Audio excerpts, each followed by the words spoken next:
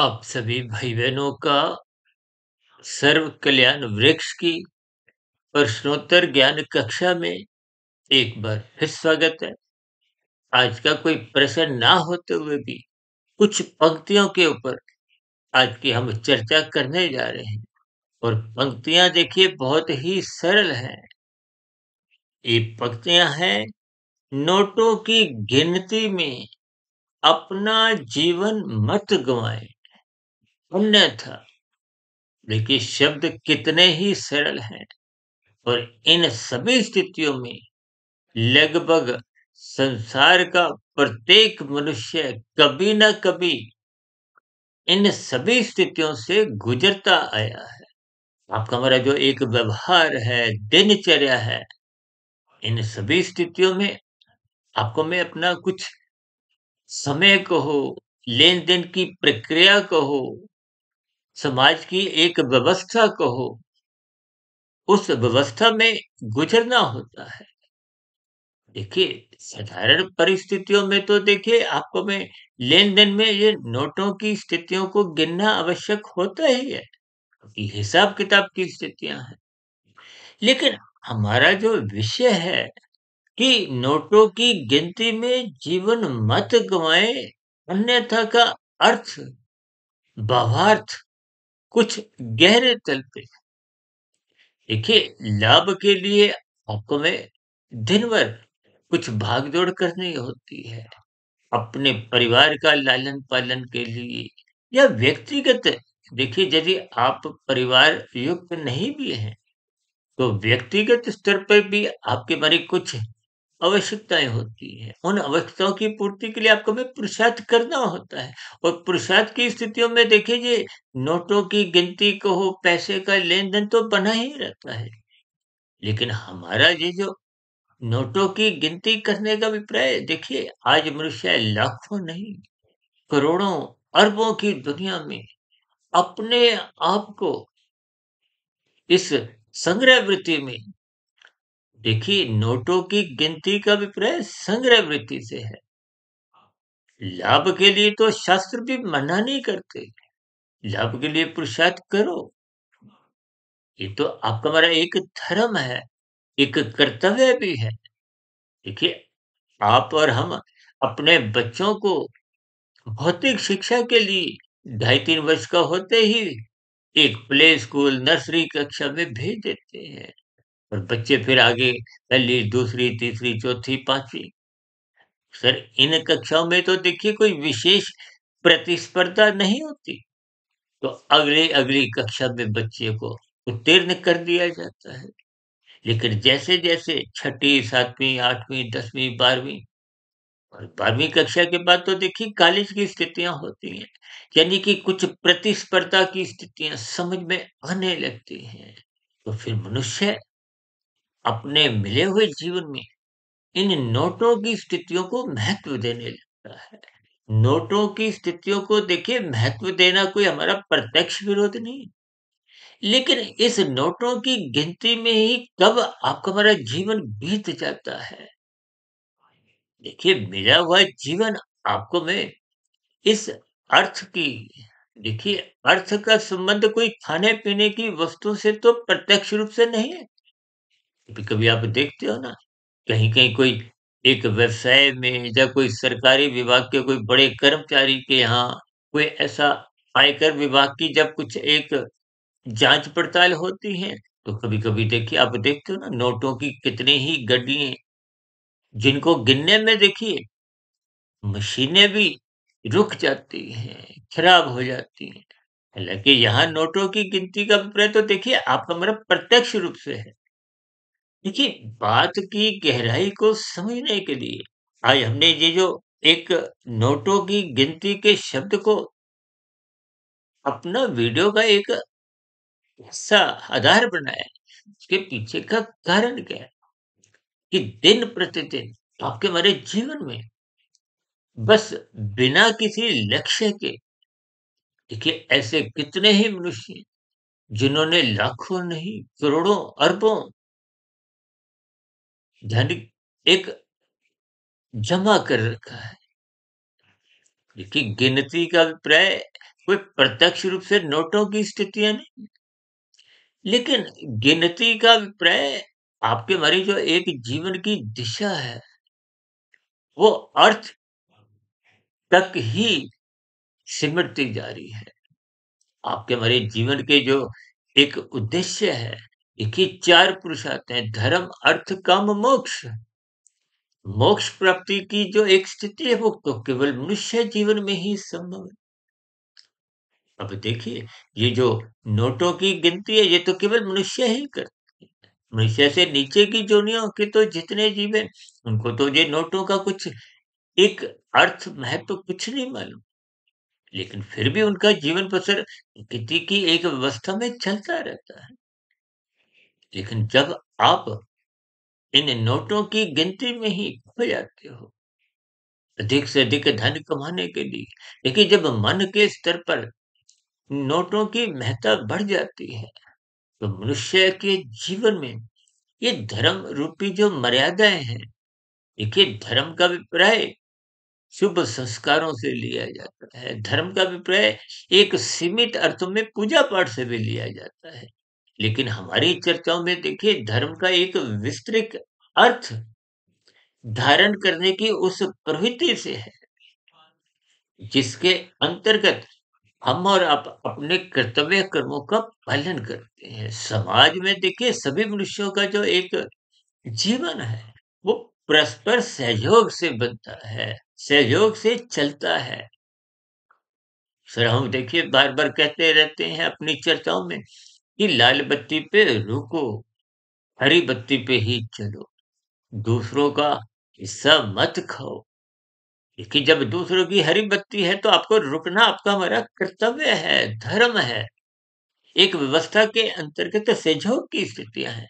क्योंकि जब आपको हरी बत्ती पे चलने का एक अधिकार मिलता है, उस स्थिति विशेष में आपके हमारे अधिकार की एक सम्मान तो तभी होता है जब अन्य वाहन चालक अपने कर्तव्य कर्मों का पालन उस लाल बत्ती पर रुक कर करते हैं।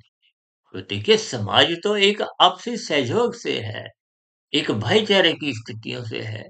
अन्यथा समाज में देखिए विभिन्न अलग-अलग स्थितियों में फिर वो मनमुटाव, लड़ाई-झगड़ा और भी देखिए कुछ तामसी स्थितियाँ बनती हैं। इसलिए हम सभी भाई-बहनों को जीवन में ये जो नोटों की गिनती की जो एक स्थिति है, इस पर थोड़ा विचार करना चाहिए।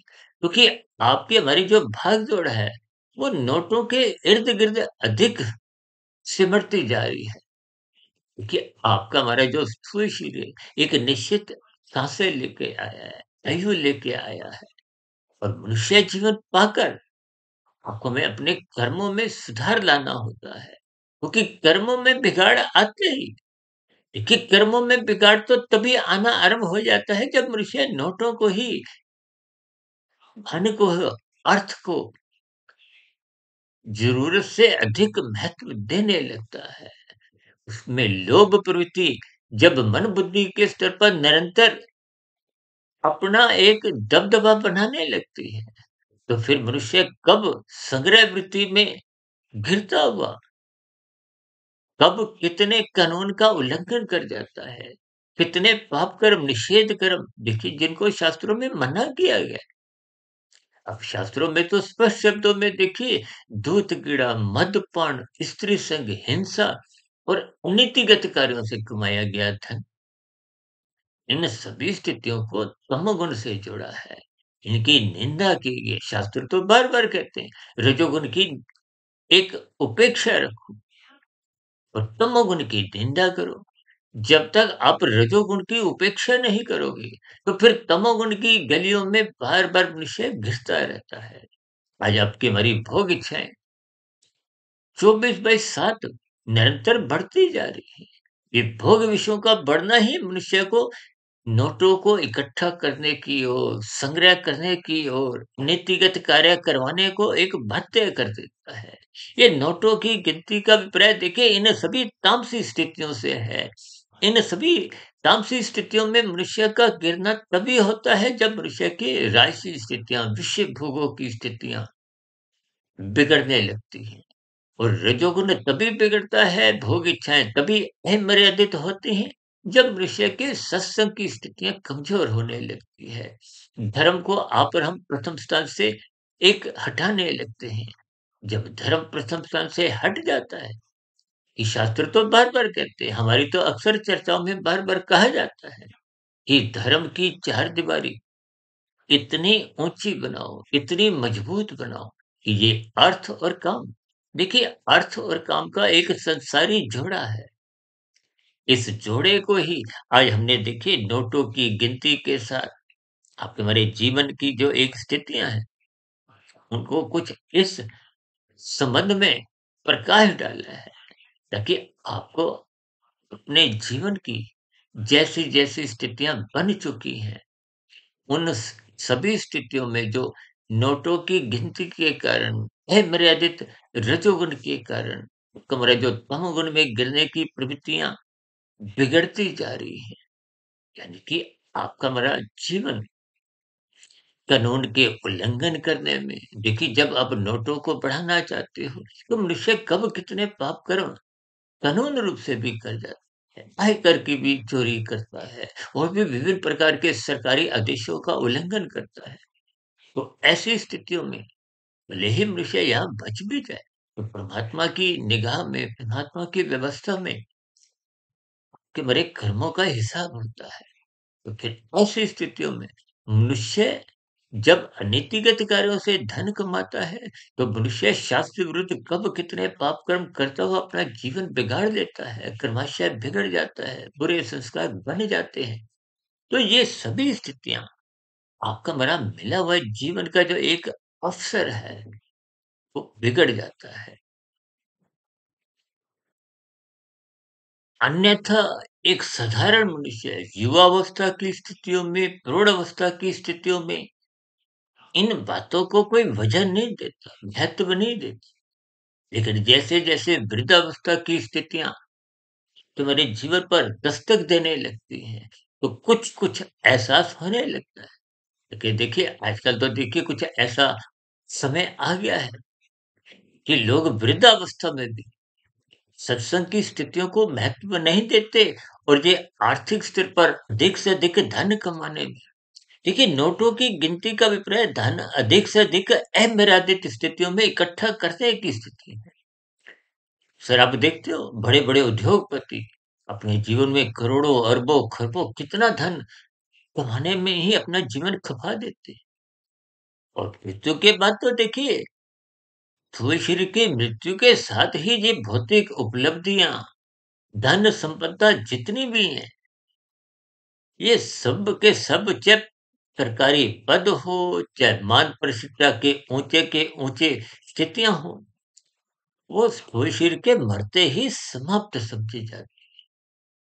और आध्यात्मिक स्तर पर यदि आप अपने मिले हुए जीवन को एक विशेष महत्व नहीं देते, इसका आरंभ देखिए सत्संग रूपी स्थितियों का संग करने से है, सत्वगुण का संग करने से है, गुरु के प्रवचनों को सुनने से है, शास्त्रों का स्वाध्याय करने से है, ब्रह्म मुहूर्त में उठने से है।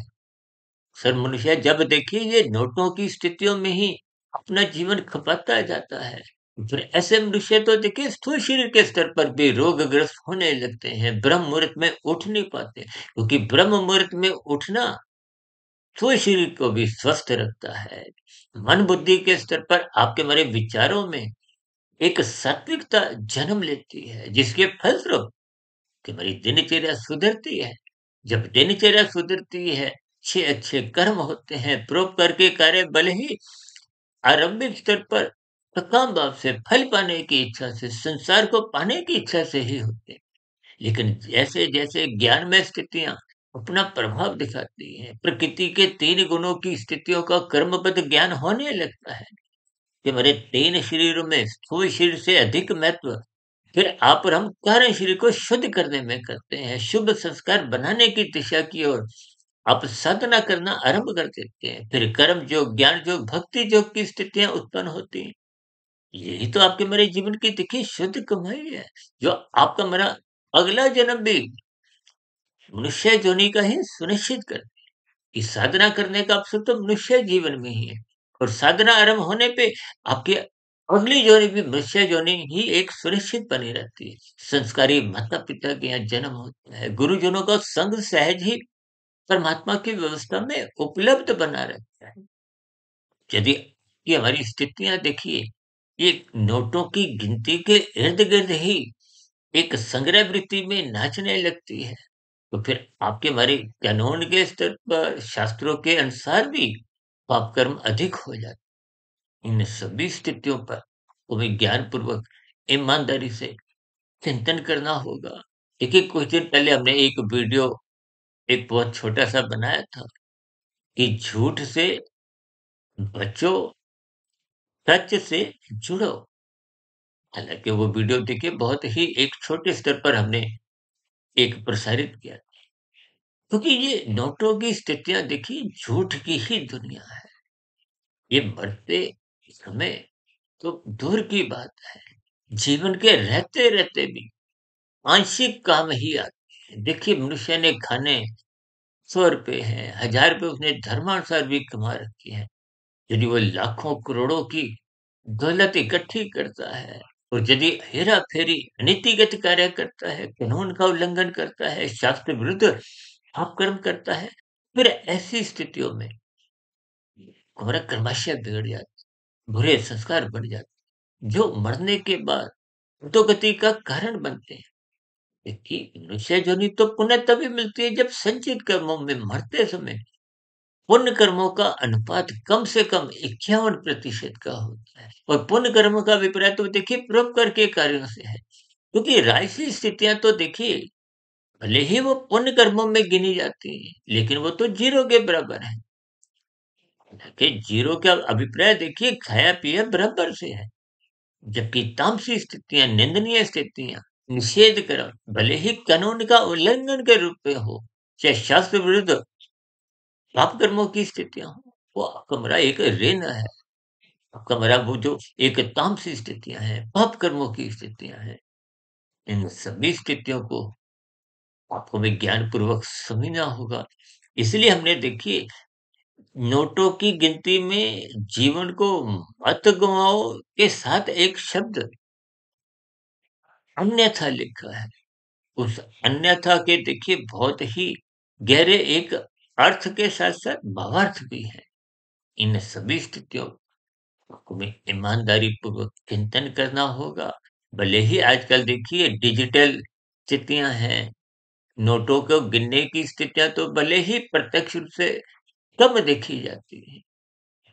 लेकिन आपका हमारा जब संग्रह वृत्ति जग जाती है, तो चाहे वो निवेश रूप में शेयर मार्केट का हो, चाहे भूमि से संबंधित आपकी हमारी स्थितियाँ हों, और भी देखिए कुछ ऐसी ही स्थितियाँ चाहे वो एक गोल्ड रूप में हो या और अन्य कुछ ऐसी स्थितियाँ।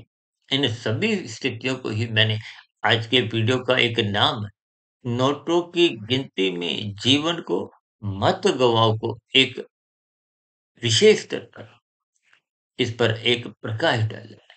हो सकता है मेरे समझाने में कुछ शब्दों की स्थितियों में कुछ कमजोरी रह सकती है। किन्हीं-किन्हीं परिस्थितियों में एक साधारण मनुष्य को कुछ बुरा भी लगे, उसके लिए हम क्षमा चाहते हैं। लेकिन इन सभी स्थितियों के भावार्थ आपको मैं कुछ ज्ञान संदेश देते हैं, ताकि आप और हम सभी भाई-बहन अपने मिले हुए जीवन का उद्देश्य जानें, परमात्मा को समझें, परमात्मा से जुड़ें, परमात्मा को पाने का ही लक्ष्य बनाएँ। क्योंकि मनुष्य जीवन में ही इन सभी स्थितियों पर आप और हम चिंतन करते हुए अपनी साधना आरंभ कर सकते हैं। तो ऐसी सभी सात्विक शुभ स्थितियाँ कि हमारे जीवन में भी बने, इन्हीं शुभकामनाओं के साथ चर्चा विशेष को अब यहीं विराम देते हैं। आज की चर्चा से संबंधित कोई बात आपको समझ नहीं आई हो, या मेरी कही गई बातें आपको तर्कसंगत सही नहीं लगी हो, या कही गई बातों पर आपकी कोई टिप्पणी हो, कोई आपत्ति हो, कोई शिकायत हो, तो आपके प्रश्नों का, सुझावों का और शिकायतों का नीचे दिए गए कमेंट्स बॉक्स पर सदा ही स्वागत है। चर्चा विशेष को ध्यानपूर्वक, धैर्यपूर्वक सुनने के लिए आप सभी भाई-बहनों का बहुत-बहुत धन्यवाद।